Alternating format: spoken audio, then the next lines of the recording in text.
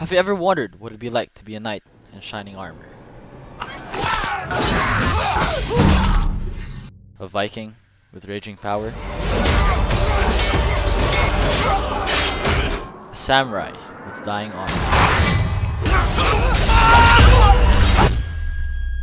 Well, that's For Honor.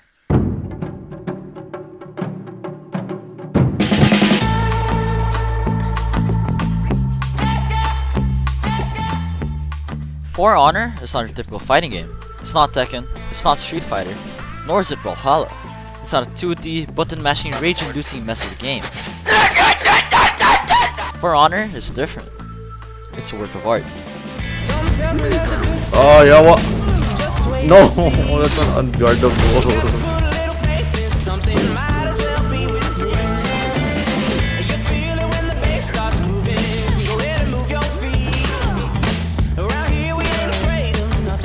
Yes, let's go! Ah, let's go!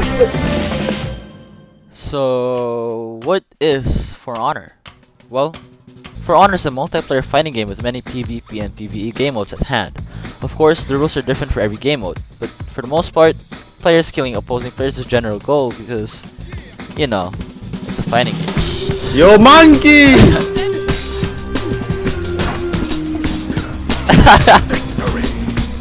It serves in the realms of fiction, in a world where samurais, knights, and Vikings wage war amongst themselves. If that lore doesn't sound spicy enough, playable characters in games, or heroes, are heavily inspired by the history of the mentioned. The weapons they used, the armor they wore, and even the maps drew heavy inspiration from our past. But if all that chivalry and honor still weren't enough to make you play, here's some more reasons.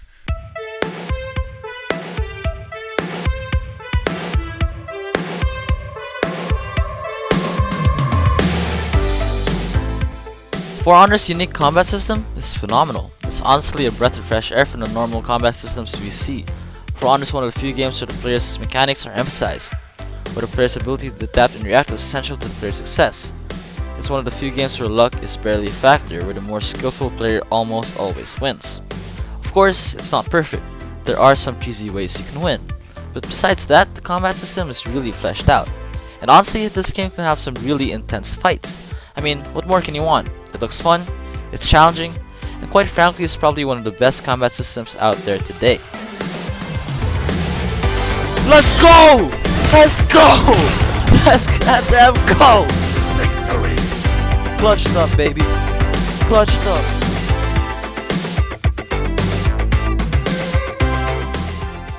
For Honor holds a respectable player base, where toxicity was never really found, which nowadays is really rare for online PvP games.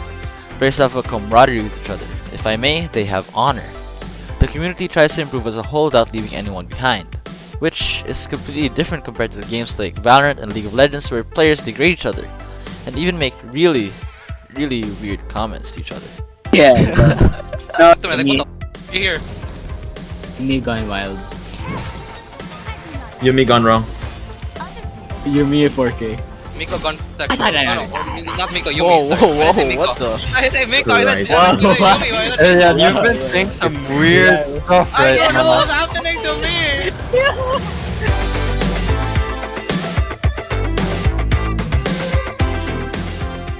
For a game released in 2016, For Honor has surprisingly good graphics which hold to today's standards.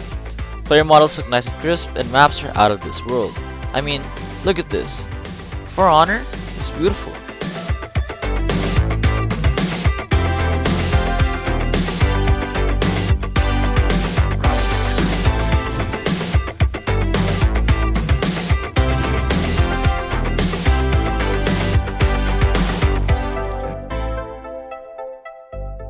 So now we know the highs of this game. What are its downfalls?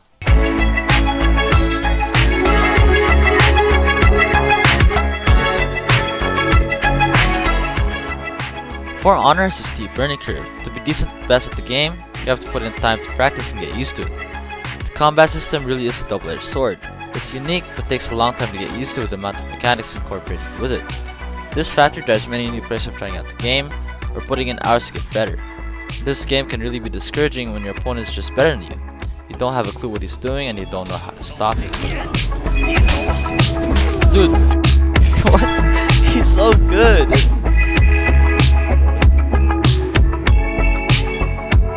Another downfall for For Honor is its lackluster story mode. Yes, this is a multiplayer-driven game, but that is no reason for such. Multiplayer-driven games like Call of Duty and Battlefield have produced some outstanding story modes, especially for a story with such an interesting background. It's really disappointing to see a boring story. I mean, who doesn't want to see samurais, knights, and Vikings battle it out? There's just so much wasted potential. But that's not all. Anyone who knows For Honor knows it flopped miserably. It didn't reach the desired success it was expected to. But why is that? Why did it fail?